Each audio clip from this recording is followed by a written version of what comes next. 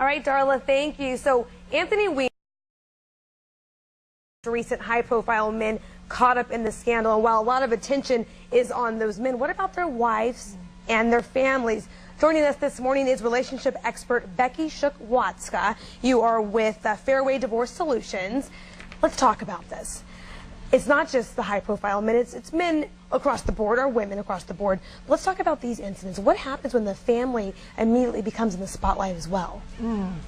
Well, there's an impact on the entire family, and I think one of the things that I've really liked what I've seen is that there is a focus on the kids, because the kids, whether they're adult kids or whether they're little kids, are impacted across the board. And so that's a very important place to focus in on right away. And for Maria Shriver and now Huma Abedin, they're in a position of deciding what's next. We don't know yet. It sounds like Anthony Weiner's wife is choosing to stay. She is 3 months pregnant. So now you do have a family. That's a family involved there. Absolutely. And Maria Shriver, we're still unsure. How do you go about making that decision?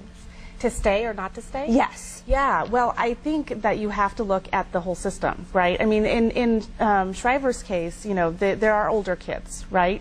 But in the other case, there's a baby coming, right? She is so right there, yes. That's very different. And sometimes, well, a lot of times, people will stay together for the kids. And people have to ask themselves, is that the right thing to do or is that not the right thing to do? I mean, it can be done. It's a lot of management of your emotions and how you put things back in the past, how you deal with things that come up in the future, trust issues. It can be done, but it takes a lot of work. And even though some people stay for the children, do you believe a relationship can still work, parenting can still work if you're divorced? Oh, yes, absolutely. And I think in the past, we've seen a lot of kids in prior generations damaged from divorce, and I think the issue is that as we move into the future, the focus needs to be on how do we make sure that kids get what they need.